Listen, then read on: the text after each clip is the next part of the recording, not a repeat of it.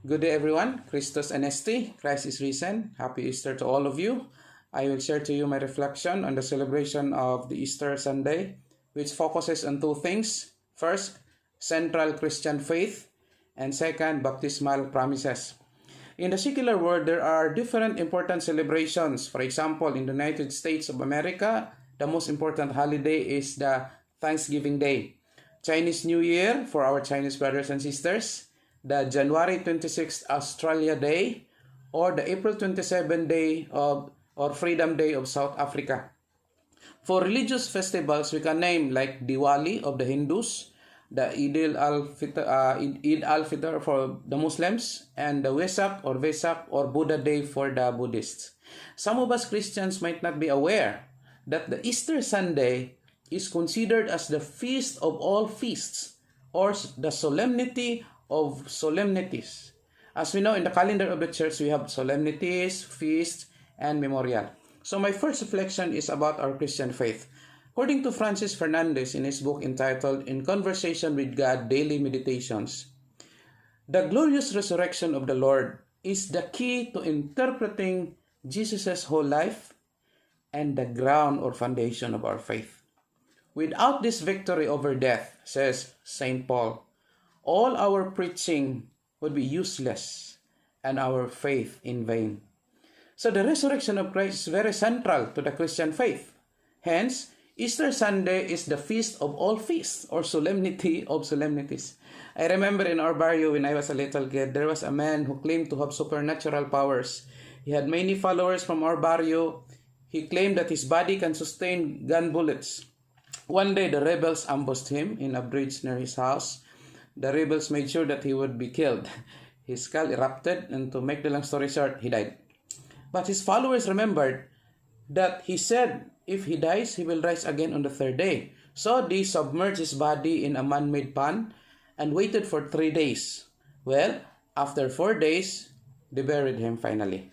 But what if he resurrected?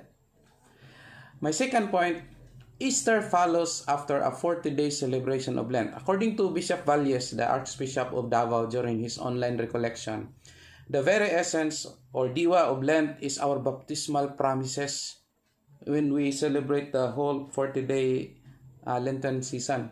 Did you know that it was not easy for any person to receive the sacrament of baptism before?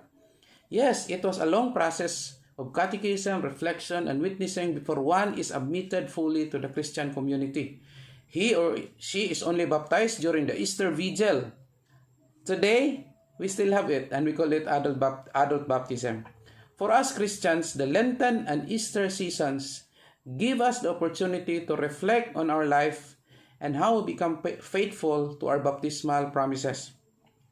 The 40-day retreat or recollection ends on Easter Sunday, where, as we usually do, we renew our baptismal promises. Did you notice that during the celebration of Easter Sunday? This is the very essence of our faith. We promise in our baptism, believing that Jesus died, rose from the dead, and was seated with the Father. We believe in the resurrection of the dead and the life of the world to come. Hence, Easter celebration is a celebration of the central faith of all Christians. Christos Anesti. Christ is risen. Another point about Easter, as discussed by Susan Richardson, the Easter week was called Hebdomada Alba, or White Week. The word alba means white, hence the white garments that the newly baptized wear. White means new or clean. So what does it mean? For those who are baptized, it is a new life as a follower of Christ. For us who renewed our baptismal promises today, it is a renewal of our life pattern on our baptismal promises. So what is God telling us today as we celebrate Easter Sunday? First, strengthen our faith in the risen Christ. Believe that Christ suffered, died, and rose again, so that all of us will be saved. Believe in the resurrection of Jesus and the life after death. Or, are you still confused if there is life after death? Well, today's celebration tells us so. Second, be faithful to our baptismal promises. First and foremost, Can we memorize the Apostles' Creed? Or do we put into our hearts when the minister during the celebration today asked us if we reject Satan? Do we reject all his works? It might be a simple question, but it is actually scary. In our everyday life, there are many temptations. There are many influences of Satan. The call is for us to reject. Then the priest will ask us, do you believe in God, the Father Almighty? And so on. It means putting into action. The challenge is not going to church, but what we do after church. I am happy to see people, religious and lay people, who despite the danger brought about by COVID-19, still manage to extend help to our frontliners. The Brothers of the Sacred Heart in the Philippines shared protective gears to the frontliners in selected hospitals in Davao City. They also gave food to the janitors working in the hospitals. I have a former student who is a nurse who did not even celebrate her birthday or take a leave because she had to be in the hospital to continue her duties.